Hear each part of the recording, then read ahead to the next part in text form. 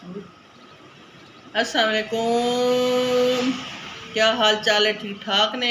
ਆਪਾਂ ਬਿਸਮਿਲ੍ਲਾ ਕਰਕੇ ਸ਼ੁਰੂ ਕਰਦੇ ਹਾਂ ਜੀ। ਅੰਬ ਦਾ ਤੇ ਲਸੂੜਿਆਂ ਦਾ ਅਚਾਰ ਨੂੰ ਹਿਲਾ ਕੇ ਅੱਛੀ ਤਰੀਕਾ ਮੈਂ ਕਾਫੀ ਦਿਨਾਂ ਦੇ ਮਤਲਬ ਤੁਹਾਨੂੰ ਦਿਖਾ ਤਾਂ ਨਹੀਂ ਸਕੀ ਮੈਂ ਅਚਾਰ ਬਣਾਉਂਦੀ, ਤੇ ਬਣਾ ਚੁੱਕੀ ਹਾਂ ਅਚਾਰ।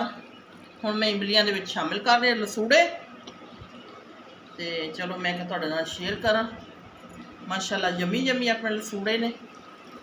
ਇਹਨਾਂ ਨੂੰ ਆਪਾਂ ਮਿਕਸ ਕਰਕੇ दोनों चीज़ों तो कुछ ये पा चुकी है बाल्टी खातर। बाल्टी च आप पाने ने लसूड़े भी तो इमलियाँ भी अच्छी तरीके हल करके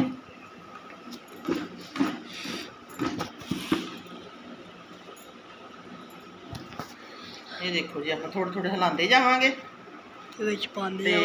पाते जावांगे मिक्स कर करके अचार इमलियाँ का भी तो लसूड़ियाँ का भी इकट्ठा कर दें। अगे मैं पाया से अलहदा हूँ आप इन्होंने दोनों मिला दें। मिला के तो 10 किलो वाली बाल्टी च पा रही हूँ मैं।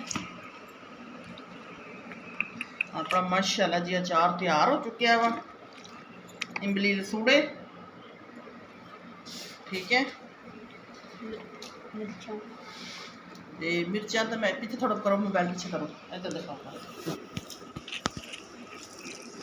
ठीक है, तेल भी पाया मैं।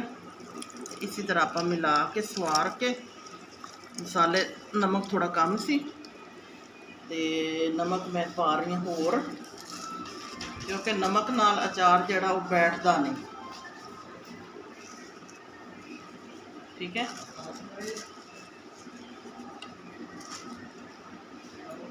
ये जो अचार है आप माशाअल्लाह पूरा साल ही खाना वा। ये मसाले जड़े मैं कुट के रखे हुए कुछ पहले पा दिते सी, कुछ मैं हुण पा रही हूँ। ठीक है,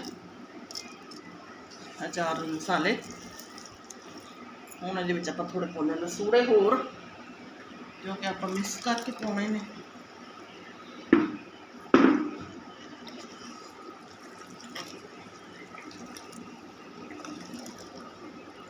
देखो माशाअल्लाह कितना प्यारा कलर है।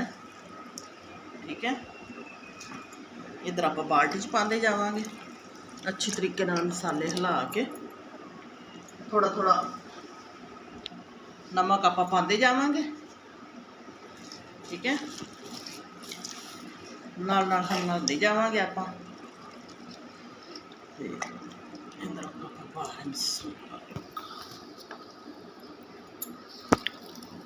जेडे लसूड़े रह गए बाल्टी चो भी आप कढ़ लेने।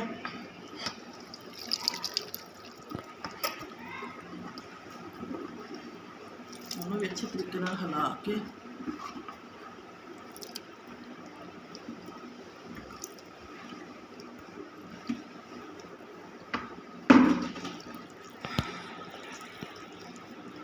माशाअल्लाह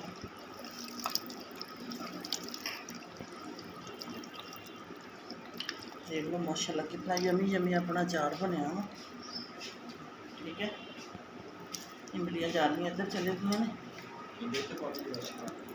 अंदर कर हाँ बार बना। चलो बस बस चलो ये मसाला जो 1 लीटर तेल जी माशाअल्लाह जी। पहले 2 किलो तेल पा चुकी हाँ लसूड़ियां ते 1.5 लीटर होर जा रहा वा, क्योंकि इन्हों हाँ पाओ पाओ हाले तो कुछ भी नहीं बने चल साहब, क्योंकि लसूड़े दे जड़े ने अचार दे उत्ते तेल होवे। ठीक है, इस अचार की वजह तो मैं 1 बाल्टी च कर दिते भी अलहदा अलहदा तेल कित्थों पाइए। चलो जी बस ये देख लो जी माशाअल्लाह अपना अचार का तेल है जड़ा बिल्कुल उत्ते, नज़र रुको, बिल्कुल उत्ते आ चुका। नज़र तेल लियाओ रे इधर पाओ तो बचता किवें तेल लैके सस्ता वा तेल। इधर दिखाओ ये जड़ा वा बाल्टी रखी मैं 2.5 किलो वाली, मैं चलो ये बच्चे जड़े ने खाते पीते रहणगे। ठीक है, तो उन्होंने हथ ना लाउणगे। मैनूं हथ लाउण की हो जांदा दस ते सही है। हथ लाउण की हाले तेल थोड़ा है, मैनूं थोड़ा लगदा पिया तेल, मतलब जड़ा वा 1 लीटर तेल दा होर चाहीदा वा। ਚਲੋ ਲਿਆਵਾਂਗੇ, ਨਹੀਂ ਤਾਂ ਜੇ ਥੋੜਾ ਲੱਗਿਆ ਤਾਂ ਫਿਰ ਮੈਂ ਜਿਹੜਾ ਵਾ ਸਿਰਕਾ ਪਾਉਂਗੀ ਵਿੱਚ। ਠੀਕ ਹੈ, ਤੇ ਵੀਡੀਓ ਜਿਹੜੀ ਹੈ ਮੇਰੀ ਮੁਕੰਮਲ ਹੋ ਚੁੱਕੀ ਹੈ, ਤੇ ਹੁਣ ਹੋਵਾਂਗੇ ਨਵੀਂ ਵੀਡੀਓ ਦੇ ਨਾਲ ਸ਼ੁਰੂ। ਦੁਆਵਾਂ ਯਾਦ ਰੱਖਿਓ। ਅੱਲਾ ਹਾਫਿਜ਼।